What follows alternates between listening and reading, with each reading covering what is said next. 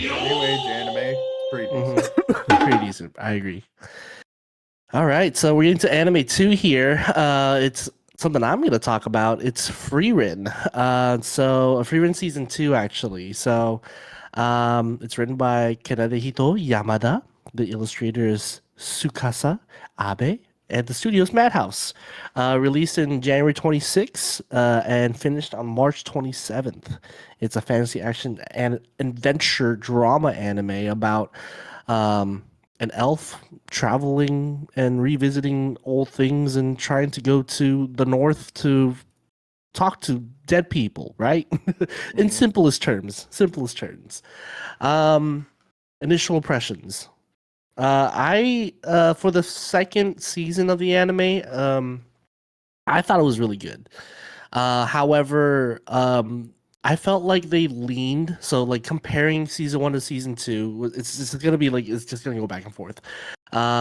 Comparing season 1 to season 2, I didn't feel as emotionally attached to certain points. Like when we were like in season 1 revisiting Himo died and she's having to like go see like Heiter passing away and seeing the elf guy too. Sorry, the dwarf guy. That was just a lot, you know. That was like, man. I teared up a few times in season 1. Season 2, it felt like a lot more like a little bit more. You're going to the north. You're saving people. This is more now like actiony adventure versus like the the emotional feel that you felt in season 1. So like I didn't feel that as much in this season.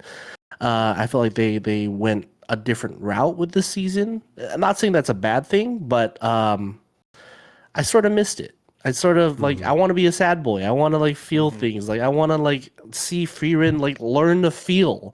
That was like the whole story of season 1. That's what I feel at least. And then you know looks like she's feeling now. So maybe it's growth, She's got emotions. but yeah, she's got emotions. Maybe it's growth, but that's just my thoughts about that. So, Only took a few fellas, hundred years. yeah, a few hundred years. um, I guess for me, I feel the same exact way. I echo the same sentiments you have. I think one of the weakest parts of this season is just how short it is. I think that the first season gave us so many episodes that it definitely like felt like you're along for the journey. With the 10 episodes, it kind of felt like super episodic. Yeah, each episode is just kind of like a different day, it feels like. I do like the times when they slowed down, like the moment between Fern and Stark. That date was actually one of my favorite episodes of the season. Also when they fought like the snake guy, that was honestly like I was on edge because even though our main characters are probably gonna be fine, it still made me scared for them, which I felt in its first season when like Stark and Fern first fought the demons. Even though their main characters, they make the enemies seem really dangerous, especially when they're demons. So that's good. But yeah, I agree. Like the Himmel moments were still good. It just feels light. Like the journal episode, I felt like was cool. I do like that, but then it didn't. It feels like they're building up to something, and then the payoff doesn't feel as impactful because it just feels like the episode feels like it's rising, and then it just kind of falls off towards the middle, plateaus. Yeah, instead of like it rising till the end and then slight dip. So, but yeah, that would be my first impression. Why is it so small, yo? I know. Well, that's crazy. I think you can. I don't know. Let me while I figure that out, Zanny, what are your thoughts? I think that season 2 is definitely a little slower than season 1. We did get a lot out of season 1, but I also think that has to do with the fact that season 1 is they're only doing the length of the arc, so this is a separate arc from the first one, and it's really just leading us. It's really just like a prelude to what's coming in the third arc. And I haven't read the manga or anything. I've just read up on the fact that because I also wanted to know why the fuck it was so little episodes this season. I was like, why? What are they keeping from it? It's just they're just doing it by arc, and this arc is a short one, and so it was good. The battle episodes were good. I thought the first few episodes were a little slow, but definitely important to the storytelling of the character development and the story development. We had to find out that Frieren owes 300 years worth of labor in a mine, and that's how the story is literally going to end. She's gonna have to go back and work in the mine at the end of the story. But it's all good. I think it's got me watching. I want to keep watching, and I'm excited for the next season for sure. Hell yeah. All right, we'll move on to animation art style. My thoughts about the animation art style. I like it a lot. It's different. It really, like, you really feel the fantasy vibe from it, and like that's one of the biggest things that I like about this anime is that you don't get too much fantasy anime. And when you lean towards heavy fantasy like this is, and you're like dragons and demons, and you got elves and stuff like that. I feel like the beautiful eyes, like the hair textures, the lands, you really feel like you're walking through like a medieval time. So like you really like the trees and everything. When you go see Siri, for example, like grandiose of this magical place where she has flowers and just the forest and like everything. I love the art style. It's really, I think like just this picture alone, like the grass, the fields, just nice visually. There was somebody that broke down like the animation art style. Like they would like have like Himmel on like the right side and all this blank air on the left to really like have you really focus on the character. Just in that like sense, I really like it a lot. The art style is so pretty to me, and it's for me it's good. It's really good. No, absolutely. I'm a big fan. I think I completely agree. I think the art style is one of the most impressive to date, for sure, with the newer animes. Like I've said during the last one, I think colors are very important to telling the story, and I think they do it well. They make them dark when it needs to be dark. They make it bright when it's light and easy. So the storytelling really is represented in the colorscape, and the animation style is unique in itself. It does obviously take stereotypical styles from other animes. Like the eyes are the colors, everyone having individual eye color is very unique to it, but the shapes are all very standard anime, larger round, or if they're more wise, they have their eyes are a little bit more closed. If they're a little bit more whimsical, like Stark, his eyes are wide, but he has smaller pupils because he I don't know what that necessarily represents, but that just seems to be like the standard for different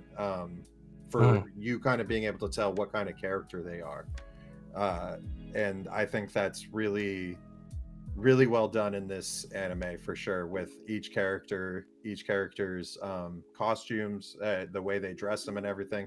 I always like it when animes dress the characters differently in different episodes. I always think that it seems it seems like they're trying to not be lazy, and like exactly like this, her dress for example, like it's beautiful. Look at all the detail in that dress and everything. Like it's awesome. But that's just that's what I think is very unique about this anime, and I really like the animation and art style for sure. Yeah, I say I totally agree. I do love the animation, the art style. Everyone has like a very distinct look. Like their world is a world I want to live in. Like it just looks so beautiful, like I want to go on their travels with them. Like I don't even care how long it takes. Like I don't care if it's gonna take 1,000 years with Frieren. I'll do it. Hell yeah. Each town they go to is very I mean, it doesn't look too distinct, but it does. You get to feel that is a different town. Now that they're in the northern side, It definitely feels like it's a different like atmosphere, different traditions. But yeah, I agree. Like animation is great, the colors are great. I really like the art style when it comes to like their faces, their expressions.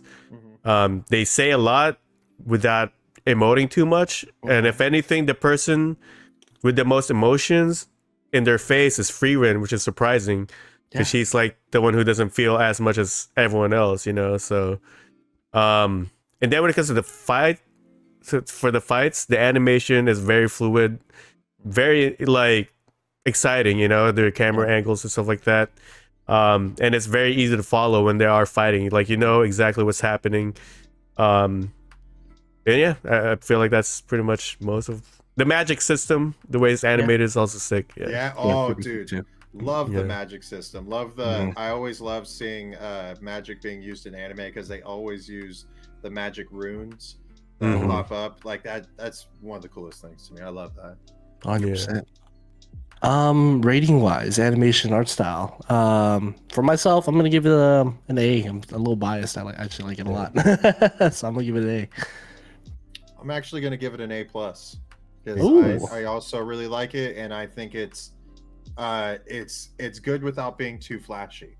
Like a lot of the newer animes that have a lot, they're really flashy, which is it's great, it's cool. But I love that it can portray that type of art style without being flashy every episode. Yeah, I would also give it an A. And I do agree with Zanny a lot. You know, I feel like Frieren is a show where you just want it to slow down. Actually, like you like the slow moments. You know, when they're just talking to a villager, they're figuring out what their problem is. They're gonna help them. Like even if there's not too many things happening in the scene, they're just talking. Like I am having fun. Like I'm enjoying the experience. Yeah. Absolutely. Agreed. We're gonna move on to characters and development. So this is long stories of character development and just the development of maybe the story just a little bit. I know that this is season 2, so it's a little bit weirder to talk about like the characters and because they're sort of established. We're still learning a little bit about Frieren. You know, she's still like going through her thing and trying to like learn about feelings. But for the characters that I think that developed the most is just the blooming relationship between Fern and Stark. It's obvious. It's sort of obvious now that they sort of like each other, right? Went on a date. She got a little like shy when Stark was like, "Let's go on a date," and then he took it. He made it as sort of a joke, like I'm a like prank on you or whatever, right? But she took it seriously, and he was like, "Oh shit, I gotta take this seriously too," and just him wanting to like just that romance aspect, just very little bit of it was super cool. We learned about also, I think his name was Ginu or whatever. What's his name? The first class mage that had the crow powers or the flying steel feathers. Learned about him. Just that one episode with him, and learning about seeing the growth of just like him sort of being cold. Actually, he's not that cold. He's actually a really nice guy, and Stark like He's just hurt. He's just hurt, and like Stark like realizing, you're actually a good guy, and like just that little bit and piece of just like, you know what, there's good in you, bro, but you don't see it because you think you're this way, but you're not, and like he doesn't realize that. So, I think that there was not too much character development in this because I feel like they were established. We learned a little bit more about Frieren, but other side characters we learned about, the mommy, she's part of the demon slaying clan, the blonde haired long haired girl that loves like the pet Frieren. That was a was like, oh shit moment, like okay, so she's super strong. So for me, it wasn't much, but like I still enjoyed it, the development of the story. Yeah, I mean, I do second that. I think I did want more. I think it's like now we're comparing it to the first season, right? And I think with the first season, what made it like so emotional from the very beginning is seeing like the people, like her friends, grow old already. She comes back and they're old, and we get to spend time seeing them, like Hyder pass away, Himmel pass away. So I feel like that hooks you because immediately you kind of feel Frieren's pain of like she's gonna be alone, like all her friends are dying. In the second season, I do agree with the Fern and Stark relationship. That like was so cute, and I like that. It kind of felt like it got kind of pushed to the side though after that. So I kind of feel like maybe I wish that to be later in the episodes, or just still even in like the background, them like fighting, like squabbling a little bit, just to kind of keep reminding us that this relationship is kind of like growing and they're like still young, and so like that's gonna be like confusing and a little like volatile. It goes up and down. But I do like to see that like when they got into a fight, it's like that Taurus looking guy when Fern got like hit and then immediately Stark goes to save her. So I guess moments like that, even though it's like of course he's gonna save her, that's his friend, part of his party, but since we saw the date before that, it did reestablish that they really care about each other. You're gonna whenever you see each like one of them protect each other, it just feels that way, like they're definitely looking out for each other. The wing guy, I do like his story, like you were saying. I agree, and I do like how it's almost like he was scared to be a good guy, because to him being not a good guy is survival, because the person who he thought was like the best guy, like the friendliest person, ended up dying. And I felt like that is pretty sad, but I do like how through Stark he was able to get that side of him out again, even though the short elf girl, who I forgot her name, Siri? Yeah, it was like, don't ever change, don't be a good guy. But I do like how he's kind of it's taking more ownership of his own personality. The other characters that stood out to me was the hero of the South. I thought he was really cool. Yes. Especially since like he sees the future and he knew how he was gonna die, and that Frieren wasn't even gonna join him, but he still went to see Frieren. And he knew it was a part of the journey that he had to take. Yeah. And even though like he really cared about being a protector, saving saving humanity, and he just marched on to his death to like protect it, and he was super strong. He was able to beat like I forgot how many demons. But I like him as a character. I hope we learn more about him, but I have a feeling that's pretty much it.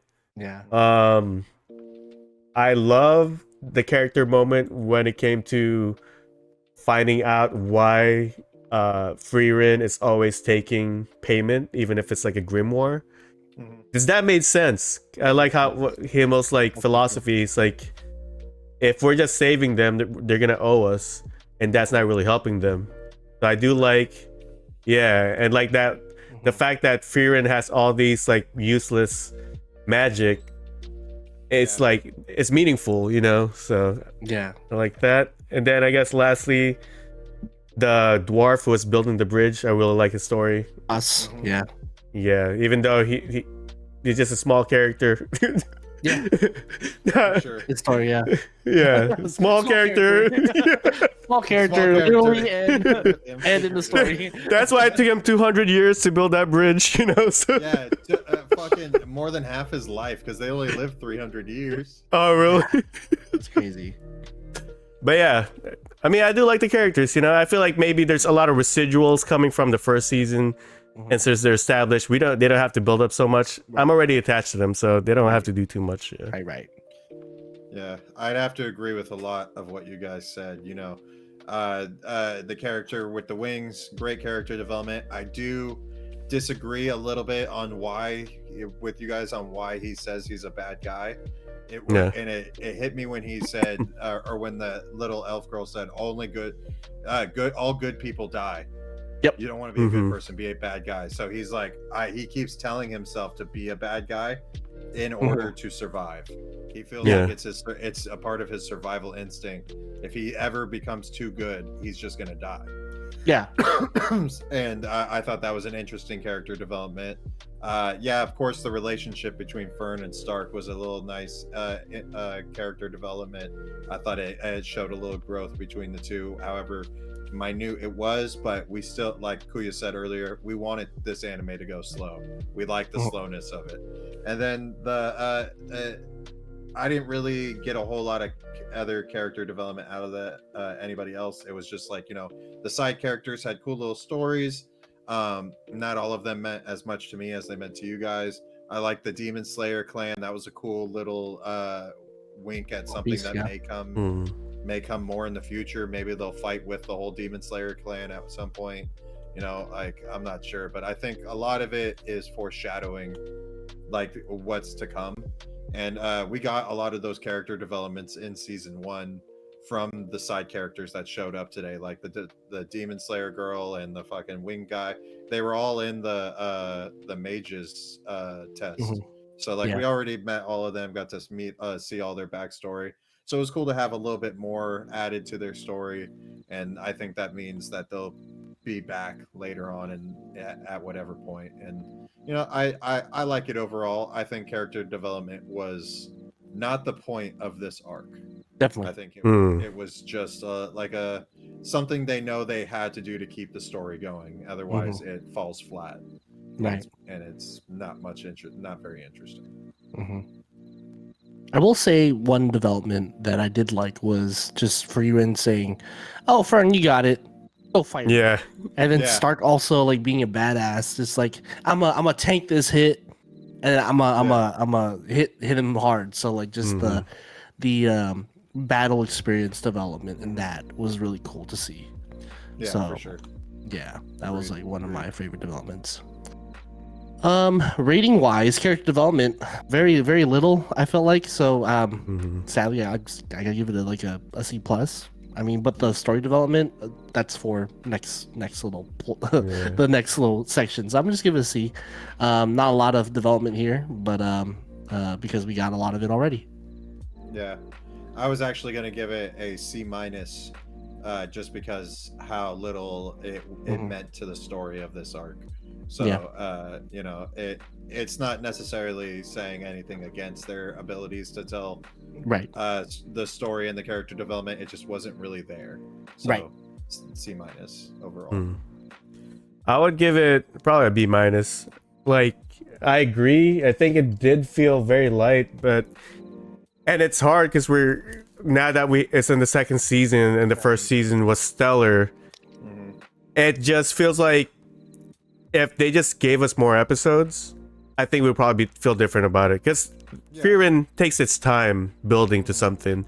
And I feel like if you were to take the middle part of the first season and compare it to this, it'll probably feel similar.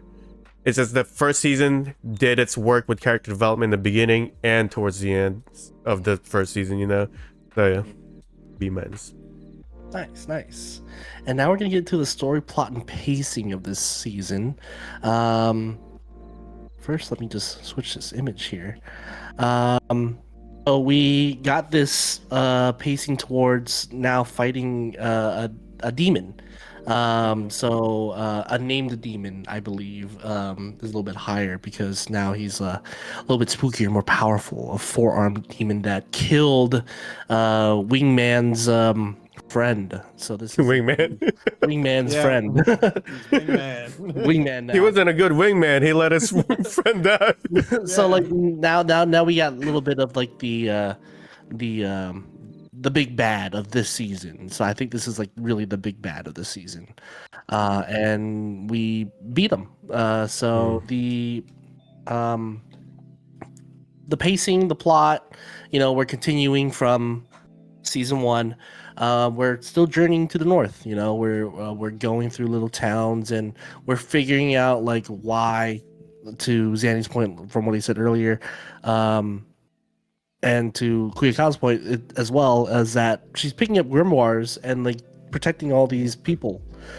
She's going through different towns to basically see these people, like see how they are, and just clean up little messes, make sure they're safe, because a home is a home, and these people have a home in the Northern Plateau, and you like Stark is like, why don't you guys just leave? And you realize, it's not that easy to leave sometimes. And I think that's like sort of like the push of the story of this season is that, sometimes letting go is a lot harder than it really sounds. And like people can't let go of a place they call home. People love to be there, and they just, Fern and Stark and Frieren like learned that. Well, Frieren already knew about that, but Stark and Fern started to learn about that a little bit more as they go on these travels, and they give up their safety to be where they feel at peace, and it's really crazy to see because when I think of danger, I want to run away, right? So I want to just move away from it. Like, you don't want to live in the ghetto too long, but like sometimes that's just where you want to be at. Right. I like the pacing of it. It's a slower anime. It's more cozy. The first the first episode of this made me feel like I feel very cozy. I feel nice. I can snuggle up and just watch her on her adventure. The plot of it again, I felt like the story they were pushing is home and letting go, and then the pacing of it, of course, it's super nice. It's a really like slow pacing anime, and I enjoy that about this a lot because it doesn't need to be action all the time. We didn't get action until like way later in the episode, so my biggest thing was like they did it really well to have this like fight scene with the big demon. They didn't have it had like prolong it either. Like we got like the fight in like 2 episodes or even maybe just 1, and it was really quick. And like they didn't like Kamehameha for like 5 episodes, so I'm okay with that. I like that a lot. So that's where I stand with that. Yeah, I'd have to agree, man. I think that the overall storytelling.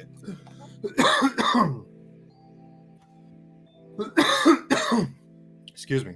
Let me drink some water.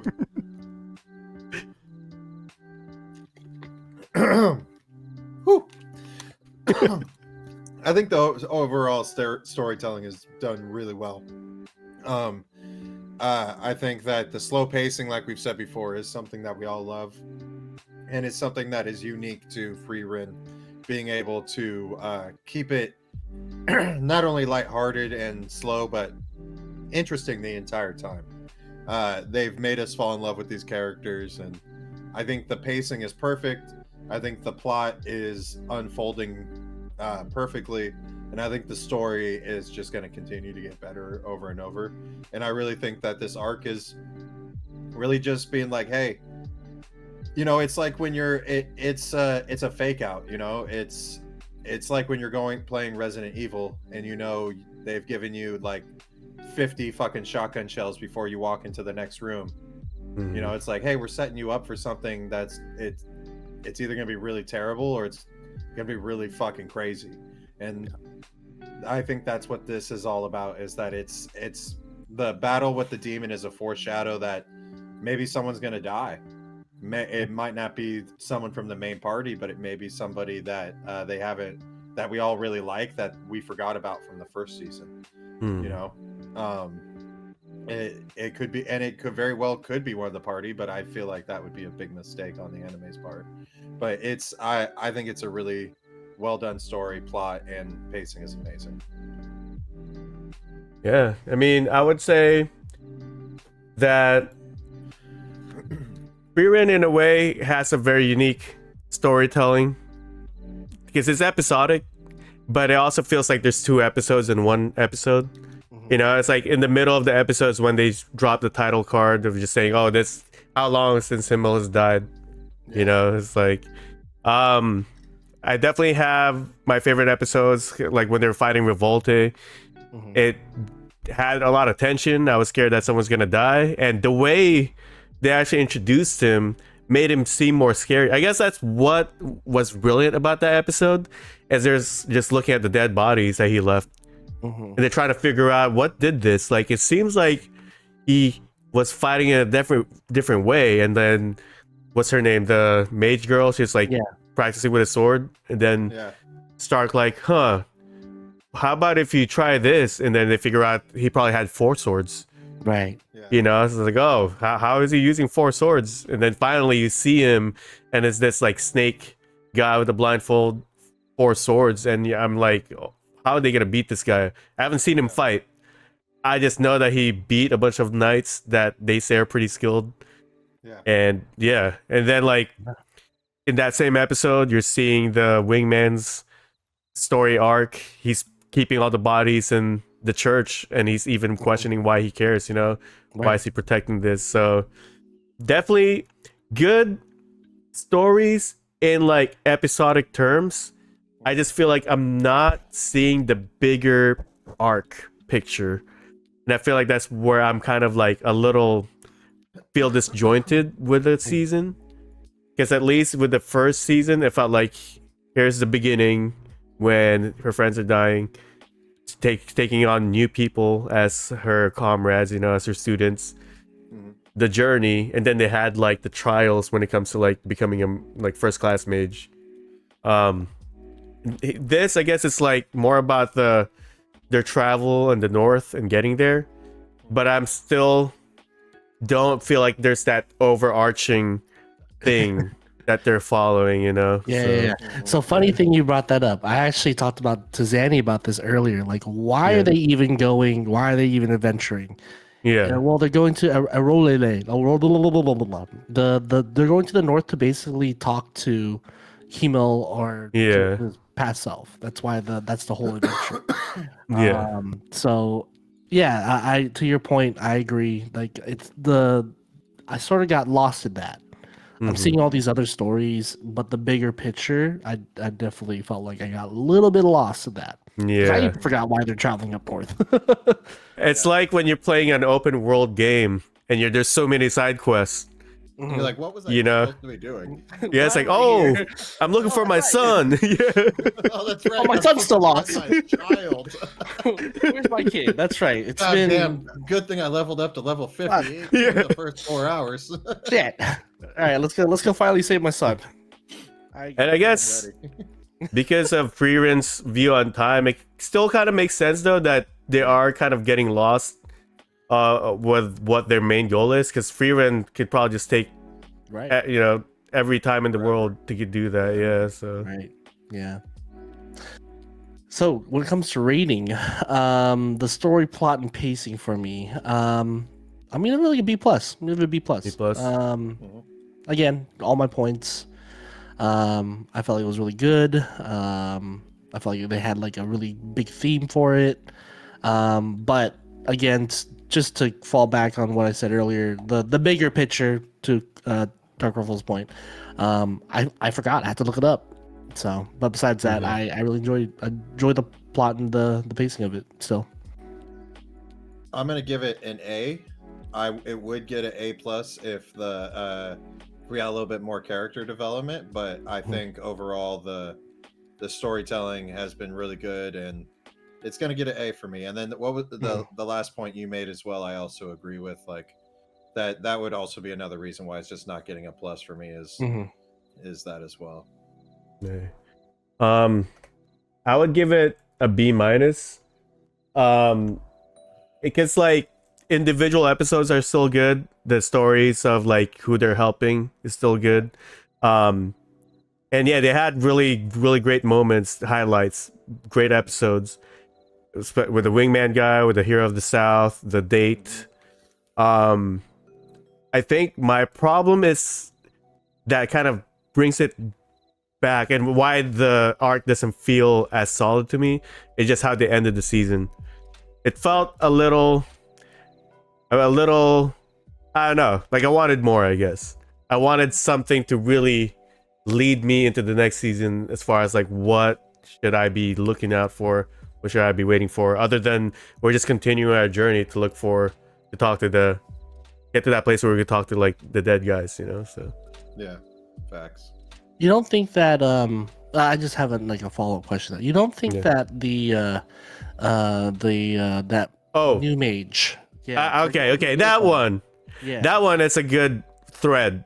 That one is Yeah. a good way to so end it. they sort of brought up like when before they were able to travel the river to go find Hemel's Mhm. book, little like diary memoirs, right? Mhm. They met the boat guy mentioned, oh yeah, everybody's here looking for the golden land because there's a gold land somewhere and blah blah blah.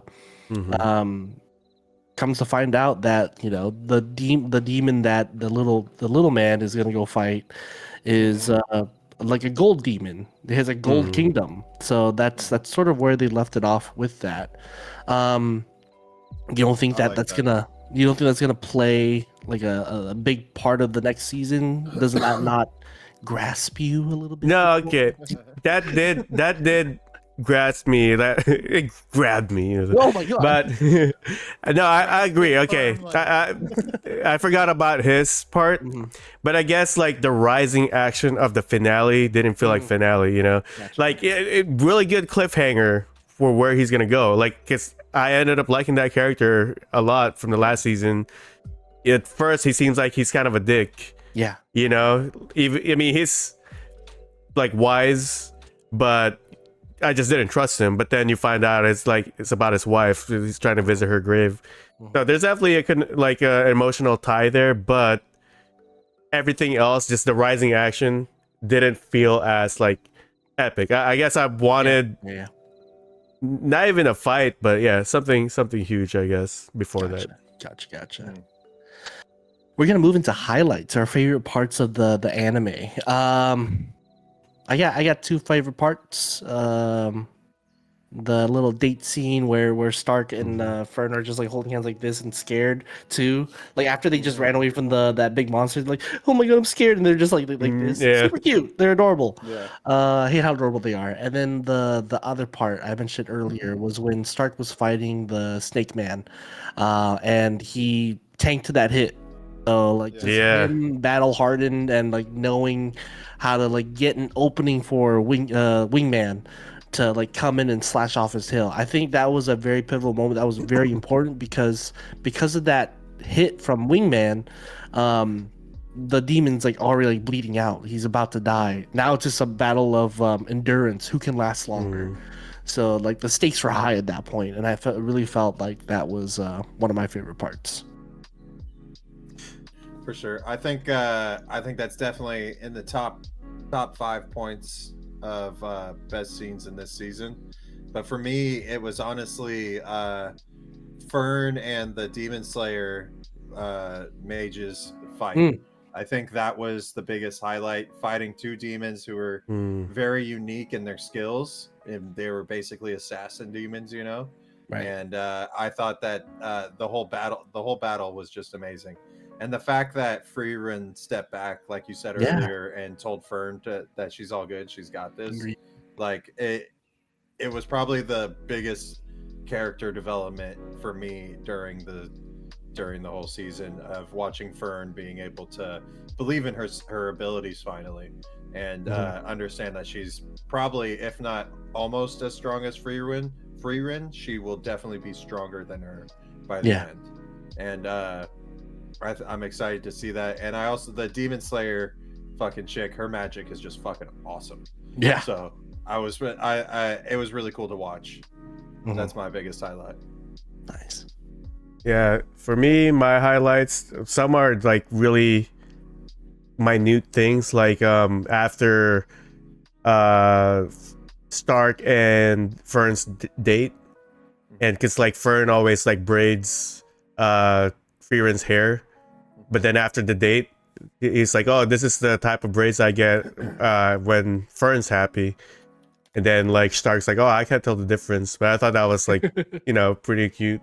Yeah. The fight with Revolte is probably one of the highlights, man. Because like, especially with Stark, he's not a mage. So whenever he fights, it's actually scary for me. Yeah. I'm just like, you're just running in there with an axe, and you're this tiny person. Like, I mean, not super tiny, but he just seems vulnerable, you know, and he's someone who, like, when we met him, he's like thinks of himself as a coward. So seeing that whenever he just pulls like a really courageous move that actually helps the battle, like that's always like a highlight. And then the third one is when that little demon girl who pretended to be a bystander, stabs Wingman. Then Wingman, and then she's like all happy, and then she just gets killed by Wingman and disappears. And then Revolte's like, "Oh, great job! Thank you for helping me out." You know, she was getting real annoying. Yeah, she was. She was. I appreciate you. So that was a highlight. Yeah, definitely good moments. Nice. And we're gonna move on to final score out of 10, the anime. Second season, I'm enjoying it. I'm gonna give it an 8.8. I really enjoyed it. 8.8. I liked it a lot. It's a cozy anime for me, so it's very high. Yeah, for sure. I'm giving it a 9.3. I really enjoy the anime. I don't think that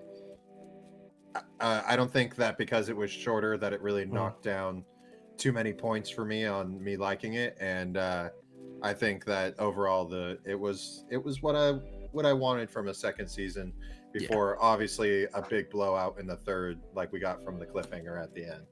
Like it's gonna be insane. Third season's gonna be insane. So I agree. The 9.3 buildup is, or the 9.3 is because of the buildup that I got. All right. I would give it an 8. I think it's when it comes to like second season and the season's on, I feel like my grading gets a little bit more strict and harder, you know, because I have so many things to compare it to.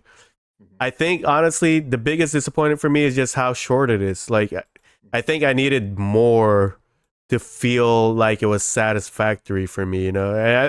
And for an anime where like my biggest complaint is just it wasn't long enough, I think that says a lot. Yeah, it left you. And more. yeah, and like I understand how hard it is to animate shit, you know, like and like when it comes to budget and stuff like that. But 10 episodes, they couldn't give us 12. So that's just my thing. Okay, 2 more episodes, man. Like, I just wanted 2 more. Come on. Yeah, really stretch that battle out, bro. Like, yeah. Man, that's funny. All right. I love it.